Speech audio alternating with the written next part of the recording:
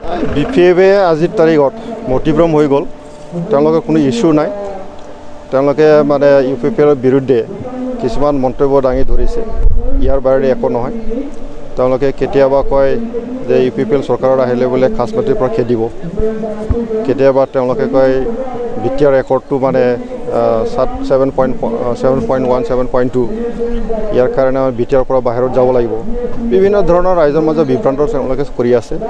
গতিকে এইবাৰ চিধা কথা ৰাইজে পৰিৱৰ্তন বিচাৰিছে। ৰাইজে ইতিমধ্যে সিদ্ধান্ত লৈছে যে এইবাৰ পৰিৱৰ্তন আনিবই আৰু পৰিৱৰ্তন UPPL দলৰ দ্বাৰাই আনিব। চৰকাৰ UPPLৰে হ'ব। আজি ইয়াত মই ভাবোঁ আজিৰ তাৰিখত সকলোৱে বুজি পাইছে যে বিগত 15টা বছৰত BPFে মানুহৰ সমস্যাবিলাক সমাধান কৰিব পৰা নাই। তেওঁলোকে শান্তি স্থাপন কৰিব পৰা নাই। উন্নয়ন সমমৰ্যাদাৰে উন্নয়ন কৰিব পৰা নাই। তো আজি বিটিআৰ চুক্তি হোৱাৰ পিছত স্থায়ী শান্তি হৈ গ'ল, আন্দোলন সমাপ্ত হৈ গ'ল। তো সকলোৱে এই শান্তিটো বৰ্তাই ৰাখি পেলাই সমমৰ্যাদাৰে উন্নয়ন কৰিবৰ কাৰণে বিচাৰিছে। তো UPPL দলে আমি সকলো জাতি জনগোষ্ঠী একেলগে মিলা প্ৰীতিৰে আমি এখন চৰকাৰ এটা চৰিত্ৰবান সমাজ গঢ়ি তুলিবৰ কাৰণে এটা ভাল চৰকাৰ আমি গঠন কৰিব বিচাৰিছোঁ। এই কথাটো চবেই বুজি পাইছে। তো গতিকে চবেই এইবাৰ দলে বলে যোগদান কৰিবলৈ আহিছে। তো সকলোৱে আমাৰ দলত আহিব আৰু আমি ভাবোঁ অনাগত দিনত ৰাইজৰে ভাল হ'ব। বিদায় UPPL আহিব নে নাহিব? কি কয় বিদায় এতিয়ালৈকে আমাৰ বিদায়ৰ লগত কোনো সম্পৰ্ক হোৱা নাই আৰু আমি তেনেকৈ আলোচনাও কৰিব পৰা নাই। তো পৰৱৰ্তী পৰ্যায়ত তেওঁলোকৰ কি অৱস্থা হয় সেইটো আমি ক'ব নোৱাৰোঁ। এতিয়ালৈকে আমাৰ লগত কোনো যোগাযোগ হোৱা নাই। আজিৰ তাৰিখত যদি নিৰ্বাচন হয় আমি আজিৰ তাৰিখলৈকে যে আমি 28টা একেবাৰে খাটাং হৈ পাম। 28টা। তো আমাৰ টাৰ্গেটটো 30ৰ পৰা 35টা আৰু 30টো পাৰ হ'বই। এইকেইদিনৰ পিছত 30টো পাৰ হ'বই সেইটো আমি আশা কৰোঁ। আৰু এইখিনি আমি যেদিকে কৈছোঁ আমি এনে মানে জোধাই মোধাই হাগ্ৰামাৰ নিচিনা আমি ক'ব বিচৰা নাই। আমি ছাৰ্ভে কৰিলোঁ, ৰাইজৰ মাজত আমি গৈছোঁ।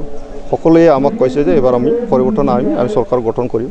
এই হিচাপে আমি কৈছোঁ যে আমাৰ যিটো ছাৰ্ভে সঠিক ছাৰ্ভে আৰু সেই মৰ্মে আমি 30তকৈ ওপৰত আমি ছেট লৈ পেলাই আমি জিকি যাম। ওপৰত সাংসদ নৱকুমাৰ চৰণীয়াৰ ধাৰণা একেবাৰে ভুল আৰু তেওঁলোকে মানুহক মিছা কথা কৈ ওলাই মানুহক ভয় দেখুৱাই পেলাই ভোট আদায় কৰিব বিচাৰিছে। সেইটো নচলিব। এইবাৰ ৰাইজে বুজি পায় বিটিআৰ চুক্তিটো আৰু লুকাই বস্তু নহয়। চবেইতো গম পাই আছে 7.1 7.2 যিটো কোৱা হৈছে তেওঁলোকে সেইটোতো বিটিআৰৰ বাহিৰৰ বস্তু নহয়। সেইটো বিটিআৰৰ লগত কোনো লিংক নাই। বিটিআৰৰ বাহিৰত থকা ট্ৰাইবেলসকলৰ প্ৰটেকশ্যনৰ কাৰণে এইটো লিখা হৈছে। তো এইটোতো ৰাইজে বুজি পাব। তো কোনো গুৰুত্ব নাই, তেওঁলোকৰ কোনো ইছ্যু নাই। এতিয়াতো বিগত দিনবোৰত তেওঁলোকে বড়ো কৰি পেলাই ৰাজনীতি কৰিলে, এতিয়াতো বড়ো কৰিব নোৱাৰে। তো সেইকাৰণে বিটিআৰৰ একৰ্ডৰ কিছুমান দফাক লৈ পেলাই তেওঁলোকে বিভ্ৰান্ত সৃষ্টি কৰি পেলাই ৰাইজৰ মাজত ভয় দেখুৱাই ভোট আদায় কৰিব বিচাৰিছে। ইয়াৰ বাহিৰে ঠিক সি মানুহক ভয় দেখুৱাই ভোট আদায় কৰিব বিচাৰিছে। সি বুজি পায় কিন্তু মানুহক সি মূৰ্খ বুলি ভাবে। তো ৰাইজেতো এতিয়া বুজি পাইছে না চবে। তো গতিকে তেখেতৰ কথা কোনো মূল্য নাই। ৰাইজে বুজি পাব। ৰাইজে পৰিৱৰ্তন হিচাপে পৰিৱৰ্তনটো বিচাৰিছে। তো ৰাইজে ৰজা। ইয়াৰ কোনোবা নৱশৰণীয়া কোৱা বা ৰেণগাৰা কোৱা কোনোবা হাগ্ৰামাই কোৱা ইয়াত নচলিব। আমাৰ কোটালটো ৰাইজে ৰজা, ৰাইজে ভোটদান দিব। গতিকে ৰাইজে ইতিমধ্যে সিদ্ধান্ত লৈছে। যিখিনি আমি পৰিৱেশ পাইছোঁ চাৰিওফালে এটা ঢৌ উঠিছে যে এইবাৰ আমাক পৰিৱৰ্তন লাগিবই। তো গতিকে পৰিৱৰ্তন কাৰ দ্বাৰাই আনিব এই কথাও স্পষ্ট হৈ গ'ল যে UPPL দলৰ দ্বাৰাই পৰিৱৰ্তনটো অনা হ'ব।